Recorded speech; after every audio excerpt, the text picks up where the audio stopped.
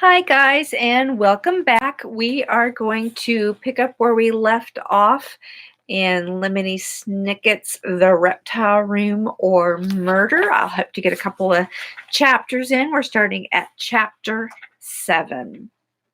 My, said a voice from behind them, and the Baudelaire orphans turned to find Stefano standing there, the black suitcase with the shiny silver padlock in his hands and a look of Brummagem surprise on his face. Brummagem is such a rare word for fake that even Klaus didn't know what it meant, but the children did not have to be told that Stefano was pretending to be surprised. What a terrible accident has happened here, Snakebite. Snakebite. Whoever discovers this will be most upset. You, Violet began to say, but her throat fluttered, as if in fact Uncle Morty's death were food that tasted terrible. You, she said again. Stefano took no notice. Of course, after they discovered that Dr. Montgomery is dead, they'll wonder what became of those repulsive orphans he had lying around the house. But they'll be long gone. Speaking of which, it's time to leave. The Prospero sails at 5 o'clock from Hazy Harbor, and I'd like to be the first passenger aboard. That way I'll have time for an entire bottle of wine before lunch. How could you? Klaus whispered hoarsely.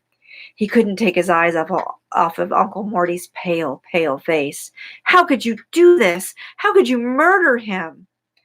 Why, Klaus, I'm surprised, Stefano said, and walked over to Uncle Morty's body. A smarty-pants boy like you should be able to figure out that your chubby old uncle died from snake bite, not from murder. Look at those teeth marks. Look at his pale, pale face. Look at those staring eyes. Stop it, Violet said. Don't talk like that. You're right, Stefano said. There's no time for chit-chat. We have a ship to catch. Let's move. We're not going anywhere with you, Klaus said. His face was pinched with the effort of focusing on their predicament rather than going to pieces. We'll stay here until the police come. And how do you suppose the police will know to come? Stefano said. We will call them, Klaus said, in what he hoped was a firm tone of voice, and began to walk toward the door. Stefano dropped his suitcase, the shiny silver padlock making a clattering sound as it hit the marble floor. He took a few steps and blocked Klaus's way, his eyes wide and red with fury. I am so tired, Stefano snarled, of having to explain everything to you. You're supposed to be so very smart, and yet you always seem to forget about this. He reached into his pocket and pulled out the jagged knife. This is my knife. It is very sharp and very eager to hurt you, almost as eager as I am. If you don't do what I say, you will suffer bodily harm. Is that clear enough for you? Now get in the Jeep. It is, as you know, very, very rude and usually unnecessary to use profanity, which I skipped. But the Baudelaire orphans were too terrified to point this out to Stefano. Taking a last look at their poor Uncle Morty, the three children followed Stefano to the door of the reptile room to get in the Jeep. To add insult to injury, a phrase which here means forcing somebody to do an unpleasant task that when they are already very upset. Stefano forced Violet to carry his suitcase out of the house, but she was too lost in her own thoughts to care. She was remembering the last conversation she and her siblings had had with Uncle Morty, and thinking with a cold rush of shame that it hadn't really been a conversation at all. You will recall, of course, that on the ride home from seeing zombies in the snow, the children had been so worried about Stefano that they hadn't said a word to Uncle Morty, and that when the Jeep had arrived at the house, the Baudelaire orphans had dashed upstairs to hash out the situation without even saying good night to the man who now lay dead under a sheet in the reptile room. As the youngsters reached the Jeep, Violet tried to remember if they had even thanked him for taking them to the movies, but the night was all a blur.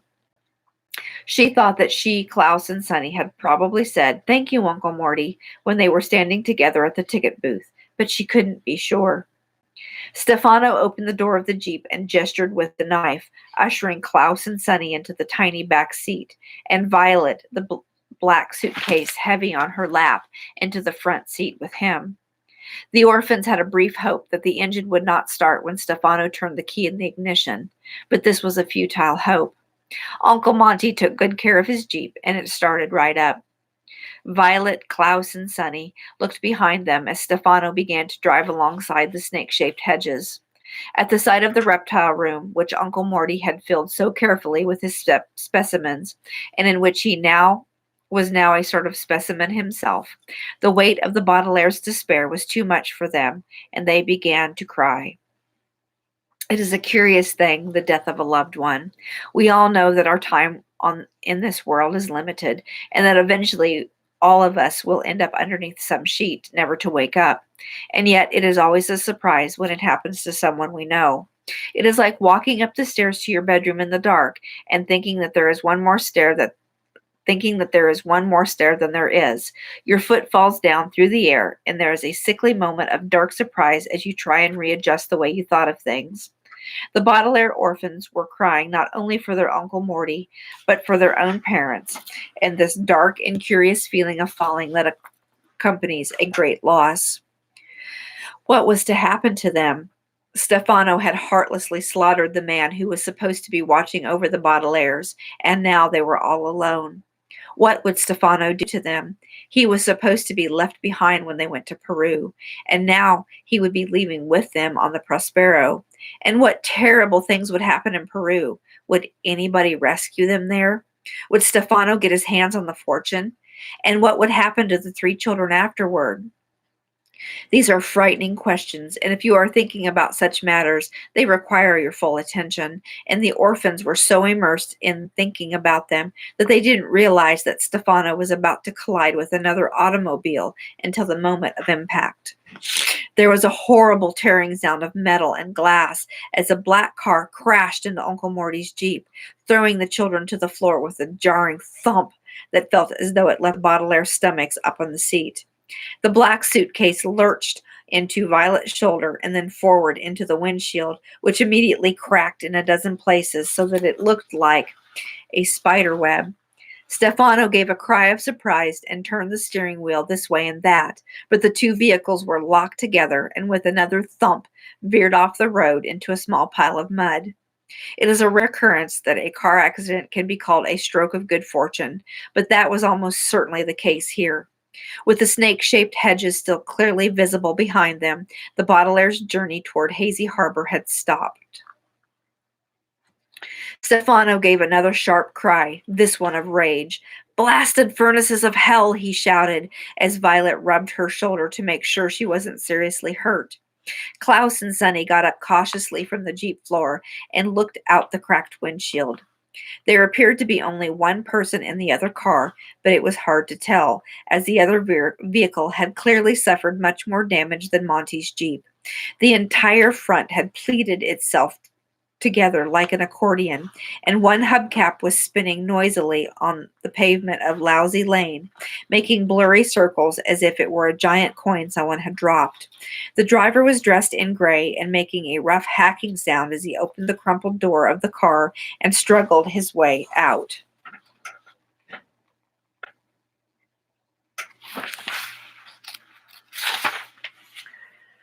He made the hacking sound again and then reached into the pocket of his suit and pulled out a white handkerchief. "It's Mr. Poe!" Klaus cried. It was Mr. Poe, coughing away as usual, and the children were so delighted to see him that they found themselves smiling despite their horrible circumstances. "Mr. Poe! Mr. Poe!" Violet cried, reaching around Stefano's suitcase to open the passenger door. Stefano reached out an arm and grabbed her sore shoulder, turning his head slowly so that each child saw his shining eyes. "This changes nothing," he hissed at them. "This is a bit of luck for you, but it is your last. The 3 of you will be back in this car with me and heading toward Hazy Harbor in time to catch the Prospero, I promise you." "We'll see about that," Violet replied, opening the door and sliding from beneath the suitcase.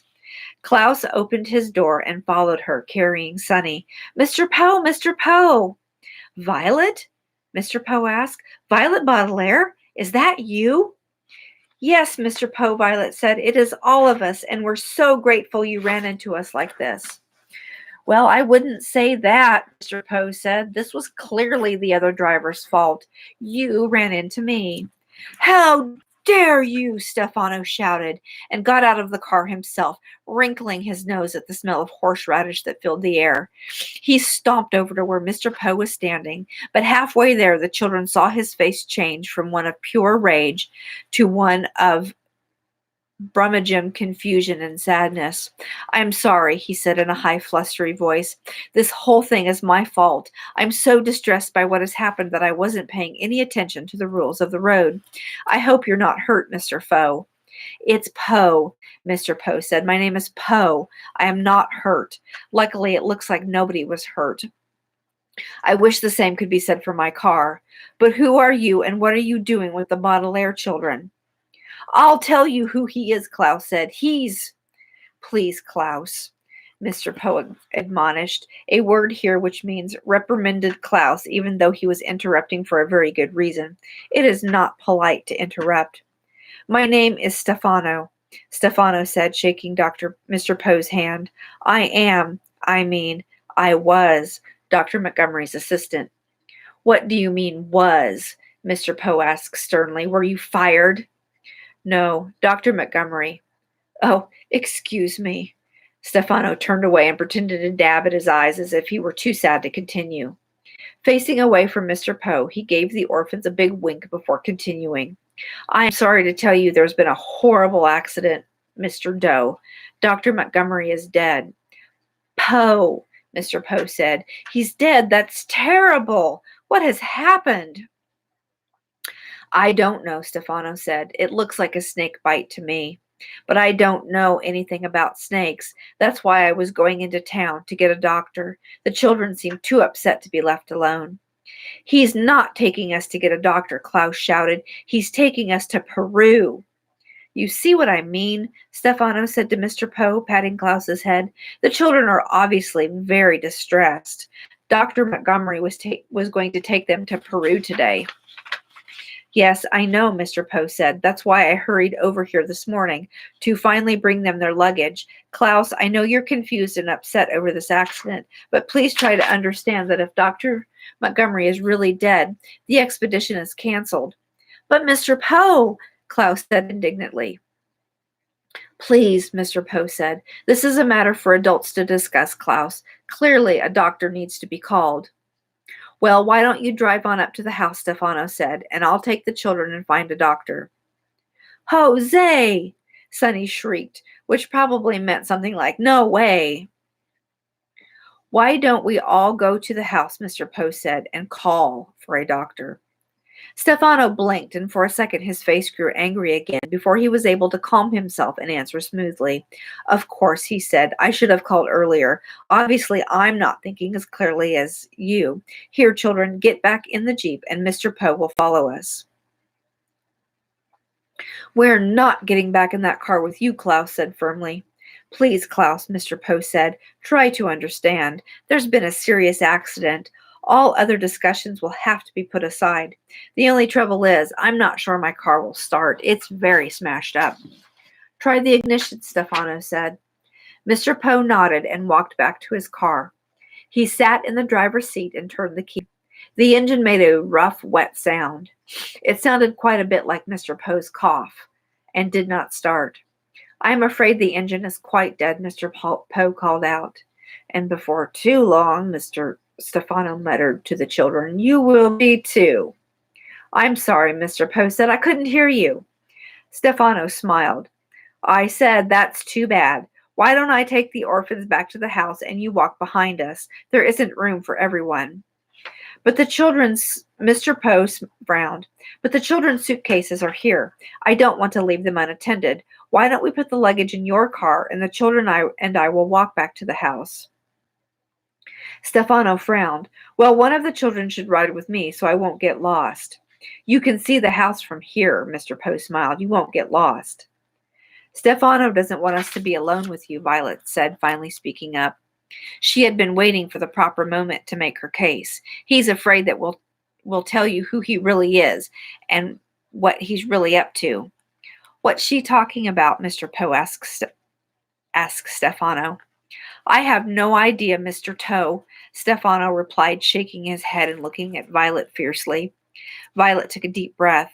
This man is not Stefano, she said, pointing to him. He is Count Olaf, and he is here to take us away. Who am I? Stefano asked. What am I doing? Mr. Poe looked Stefano up and down and then shook his head. Forgive the children, he said. They are very upset. Count Olaf is a terrible man who tried to steal their money, and the youngsters are very frightened of him. Do I look like this Count Olaf? Stefano asked, his eyes shining. No, you don't, Mr. Poe said. Count Olaf had one long eyebrow and a clean-shaven face. You have a beard, and if you don't mind me saying so, no eyebrows at all. He shaved his eyebrows, Violet said, and grew a beard. Anyone can see that. And he has the tattoo, Klaus cried. The eye tattoo on his ankle. Look at his ankle. Mr. Poe looked at Stefano and shrugged apologetically. I'm sorry to ask you this, he said, but the children seem so upset, and before we discuss anything further, I'd like to set their minds at ease. Would you mind showing me your ankle? I'd be happy to, Stefano said, giving the children a toothy smile. Right or left? Klaus closed his eyes and thought for a second. Left. Stefano placed his left foot on the bumper of Uncle Monty's Jeep. Looking at the Baudelaire orphans with his shiny, shiny eyes, he began to raise the leg of his stained, striped pants. Klaus, Violet, Sonny, and Mr. Poe all kept their eyes on Stefano's ankle. The pant leg went up, like a curtain rising to begin a play, but there was no tattoo of an eye to be seen. The Baudelaire orphans stared at a patch of smooth skin, as blank and pale as poor Uncle Monty's face. Chapter 8. While the jeep sputtered ahead of them, the Baudelaire orphans trudged back to Uncle Monty's house, the scent of horseradish in their nostrils and a feeling of frustration in their hearts. It is very unnerving to be particularly when you are really right and the person who is really wrong is the one who is proving you wrong and proving himself wrongly right. Right? I don't know how he got rid of his tattoo, Klaus said stubbornly to Mr. Poe, who was coughing into his handkerchief, but that is definitely Count Olaf. Klaus, Mr. Poe said when he had stopped coughing, this is getting very tiresome, going over all this again and again. We have just seen Stefano's unblemished ankle. Unblemished means. We know what unblemished means, Klaus said, watching Stefano get out of Uncle Monty's Jeep and walk quickly into the house, without tattoos. But it is Count Olaf. Why can't you see it? All I can see, Mr. Poe said, is what's in front of me.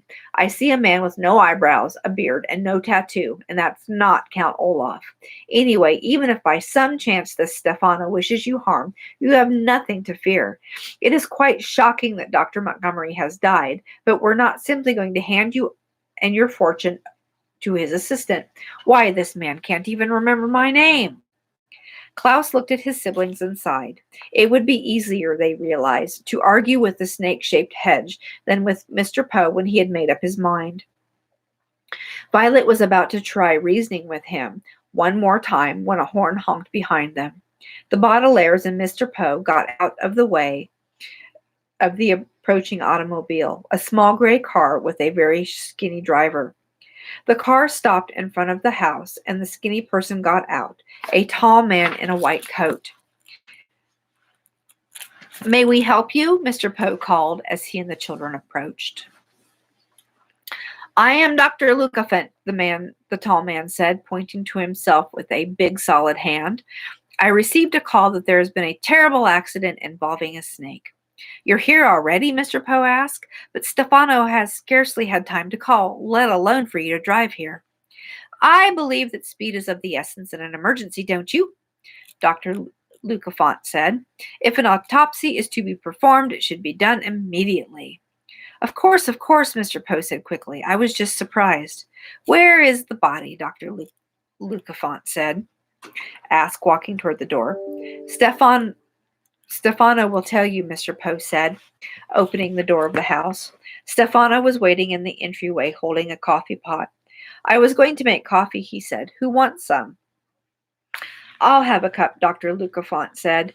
Nothing like a hearty cup of coffee before starting a day's work. Mr. Poe frowned. Shouldn't you take a look at Dr. Montgomery first? Yes, Dr. Lucafont, Stefano said. Time is of the essence in an emergency, don't you think? Yes, yes, I suppose you're right, Dr. Lucafont said.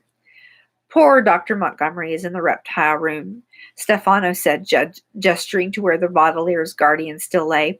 Please do a thorough examination, and then you may have some coffee. You're the boss, Dr. Lucafont said, opening the door to the reptile room with an oddly stiff hand. Stefano followed Mr. Poe into the kitchen, and the Baudelaires glumly followed. When one feels useless and unable to help, one can use the expression feeling like a fifth wheel, because it is something, if something has four wheels, such a wagon or a car, there is really no need for a fifth. As Stefano brewed coffee for the adults, the three children sat down at the kitchen table where they had first had coconut cake with Uncle Monty just a short time ago, and Violet, Klaus, and Sonny felt like fifth, sixth, and seventh wheels on a car that was going the wrong direction toward Hazy Harbor and the departing Prospero. When I spoke to Dr. Lucafont on the phone, Stefano said, I told him about the accident with your car. When he is done with his medical examination, he will drive you into town to get a mechanic, and I will stay here with the orphans. No, Klaus said firmly. We are not staying alone with him for an instant. Mr. Poe smiled as Stefano poured him a cup of coffee and looked sternly at Klaus. Klaus, I realize you are very upset, but it is unexcusable for you to keep treating Stefano so rudely.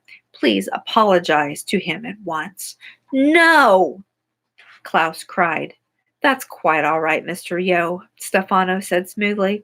The children are upset over Dr. Montgomery's murder, so I don't expect them to be on their best behavior. Murder? Violet said. She turned to Stefano and tried to look as if she were merely politely curious instead of enraged. Why did you say murder, Stefano? Stefano's face darkened and his hands clenched at his side. It looked like there was nothing he wanted to do more than scratch out Violet's eyes. I misspoke, he said finally. Of course he did, Mr. Poe said, sipping from his cup. But the children can come with Dr. Lucafont and me if they feel more comfortable that way. I am not sure they will fit, Stefano said, his eyes shining. It is a very small car. But if the orphans would rather, they can come with me in the Jeep, and we could follow you and Dr. Lucafont to the mechanic. The three children looked at one another and thought hard. Their situation seemed like a game, although this game had desperately high stakes. The object of the game was not to end up alone with Stefano, for when they did, he would whisk them away to the Prospero. What would happen then, when they were alone in Peru with such a greedy and despicable person, they did not want to think about. What they had to think about was stopping it from happening. It seemed incredible that their very lives hinged on a carpooling conversation, but in life it is often the tiny details that end up being the most important. Why don't we ride with Dr. Lucafont, Violet said carefully, and Mr. Poe can ride with Stefano. Whatever for? Mr. Poe asked. I have always wanted to see the inside of a doctor's automobile, Violet said, knowing that this was a fairly lame invention. Oh, yes, me too, Klaus said. Please, can't we ride with Dr. Lucafont? I am afraid not, Dr. Lucafont said from the doorway, surprising everyone. Not all three of you children, anyway. I have placed Dr. Montgomery's body in my car, which only leaves room for two more passengers. You have completed your examination already, Mr. Poe asked. The preliminary one, yes, Dr. Lucafont said. I will have to take the body for some further tests, but my autopsy shows that the doctor died of a snake bite. Is there any coffee left for me? Of course, Stefano answered and poured him a cup. How can you be sure? Violet asked the doctor. What do you mean? Dr. Lucafont said quizzically. I can be sure there's coffee left because I can see it right there. What I think Violet means, Mr. Poe said, is how can you be sure that Dr. Montgomery died of a snake bite? In his veins, I found the venom of the mamba de mal, one of the world's most poisonous snakes. Does that mean there's a poisonous snake loose in the house? Mr. Poe asked. No, no, Dr. Lucafont said.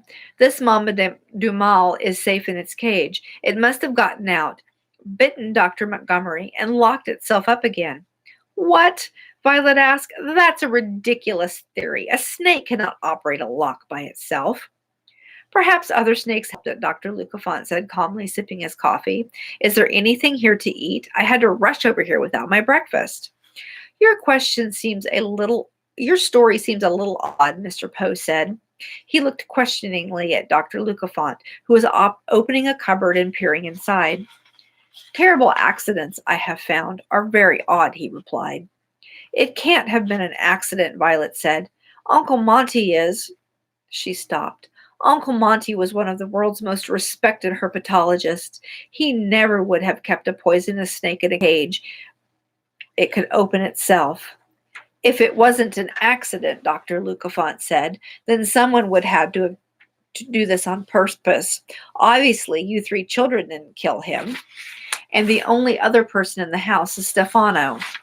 And I, Stefano added quickly, hardly know anything about snakes. I've only been working here for 2 days and scarcely had time to learn anything. It certainly appears to be an accident, Mr. Poe said. I am sorry, children. Dr. Montgomery seemed like an appropriate guardian for you. He was more than that, Violet said quietly. He was much, much more than an appropriate guardian. That's Uncle Monty's food, Klaus cried out suddenly, his face contorted in anger. He pointed at Dr. Lucafont, who had taken a can out of the cupboard. Stop eating his food. I was only going to have a few peaches, Dr. Lucafont said. With one of his oddly solid hands, he held up a can of peaches Uncle Monty had bought only yesterday. Please, Mr. Poe said gently to Dr. Lucafont. The children are very upset. I'm sure you can understand that. Violet, Klaus, Sonny, why don't you excuse yourselves for a little while? We have much to discuss, and you are obviously too overwrought to participate. Now, Dr. Lucafont, let's try and figure this out. You have room for 3 passengers, including Dr. Montgomery's body, and you, Stefano, have room for 3 passengers as well. So it is very simple, Stefano said. You and the corpse will go in Dr. Lucafont's car. I will drive behind you with the children. No, Klaus said firmly. Baudelaires, Mr. Poe said just as firmly. Will you 3 please excuse yourself? Ah, foop! Sonny shrieked, which probably meant no. Of course we will, Violet said, giving Klaus and Sonny a significant look and taking her siblings' hands. She half led them, half dragged them out of the kitchen. Klaus and Sonny looked up at their older sister and saw that something about her had changed. Her face looked more determined than grief-stricken, and she walked quickly, as if she were late for something. You will remember, of course, that even years later, Klaus would lie awake in bed, filled with regret that he didn't call out to the driver of the taxi cab who had brought Stefano into their lives once more. But in this respect, Violet was luckier than her brother. For unlike Klaus, who was so surprised when he first recognized Stefano that the moment to act passed him by, Violet realized as she heard the adults drone on and on that the time to act was now.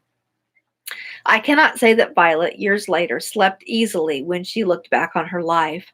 There were too many miserable times for any of the Baudelaires to be peaceful sleepers, but she was always a bit proud of herself when she realized she and her siblings should, in fact, excuse themselves from the kitchen and move on to a more helpful location. What are we doing? Klaus asked. Where are we going? Sonny, too, looked questioningly at his sister, but Violet merely shook her head in answer and walked faster toward the door of the reptile room. And that is where we will end for today. I will see you guys back here tomorrow. Hope you guys had a great break, and we'll see you later. Have a good afternoon.